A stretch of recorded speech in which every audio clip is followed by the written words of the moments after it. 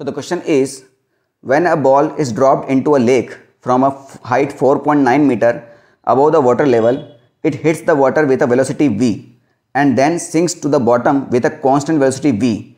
It reaches the bottom of the lake 4 seconds after it is dropped. The approximate depth of the lake is.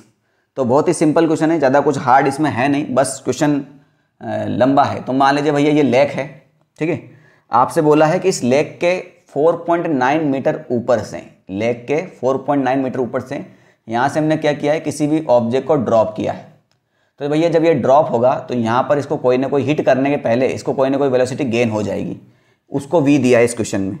और इसके बाद जब ये मान लीजिए इसका बॉटम है तो ये यहाँ से लेके यहाँ तक v वेलोसिटी से ही आया है, उसके बाद यहाँ पर किस में आ गया, ये फाइनली रेस्ट में आ गया, ठीक है। और इसको कहाँ से लेकर लगाया हुआ टाइम, जब हमने इसको छोड़ा है, जब यहाँ से हमने यहाँ इसको छोड़ा तो कितना टाइम लगा भैया, 4 सेकेंड। तो भैया यहाँ से लेकर यहाँ तक आपको दो इक्वेशन यूज़ करनी, पहले तो निकालना है वेलोसिटी और यहाँ से यहाँ तक ड्रॉप होने का निकालना है टाइम। तो बाकी बचा टाइम यहाँ लग जाएगा और यहाँ पर उसके बाद ये वेलोसिटी कैसी है बेटा, आपकी कांस्टेंट है। जब कांस्टेंट वेलोसिटी होती है तो v is equal to distance divide by time या डिस्प्लेसमेंट डिवाइड बाई टाइम, आप आराम से यूज़ कर सकते हैं, वहाँ इक्वेशन ऑफ मोशन लगाने की जरूरत नहीं पड़ती। यहाँ पर आपका एक्सेलरेशन होगा, वेलोसिटी कांस्टेंट नहीं होगी तो आपको लगाना है फिर इक्वेशन ऑफ मोशन। तो लगाइए भैया, हाइट दिया हुआ है, मुझे क्या निकालना है, पहले तो मैंने वे भी निकाल लेता हूँ। इसका तो शॉर्ट ट्रिक पता होगा आपको, v is equal to √2gh, है ना, अदरवाइज निकाल लीजिए भैया फर्स्ट इक्वेशन से, या सॉरी इनिशियल दे रखा है, फाइनल दे रखा है, थर्ड लिखा गया v² minus u² is equal to 2gh। और यहाँ पर g की वैल्यू आपको 9.8 यूज़ करना है, आप चाहो तो 10 भी यूज़ कर सकते हो और फिर अप्रोक्सीमेशन से आंसर दे देना, किसी को कोई तकलीफ नहीं होगी, ना किसी को कुछ पता चलेगा, सिंपल सी बात है।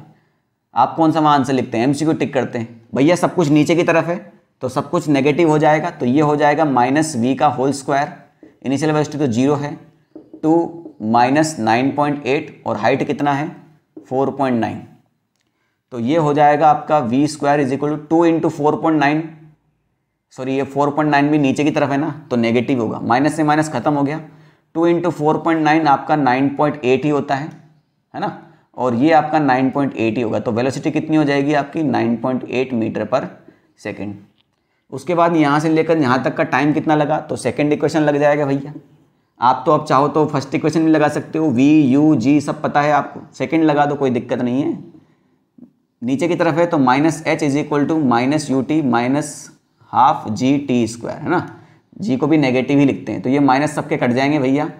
हाइट कितना है भैया, वहाँ से यहाँ तक 4.9 मीटर, इनिशियल वेलोसिटी तो 0 है, खत्म हो गया, हाफ g की वैल्यू आप 9.8 रखेंगे इंटू t², तो 4.9 से 9.8 दो बार जाता है, 2 से 2 खत्म हो गया, तो इधर बचा 1, t² इज इक्वल टू 1, यानी टाइम कितना हुआ आपका 1 सेकेंड। तो यहाँ से यहाँ तक गिरने में अगर इसको 1 सेकेंड लगता है तो यहाँ से यहाँ तक नीचे जाने में इसको 3 सेकेंड लगेंगे। और स्पीड कितना है इसकी 9.8, तो speed is equal to distance divide by time, क्योंकि यहाँ पर एक्सेलरेशन 0 है तो distance is equal to speed into time बोल सकते हैं। और ये डिस्टेंस ही क्या होगी, ये जो s होगी यही क्या होगी, इस डेप्थ ऑफ द लेक।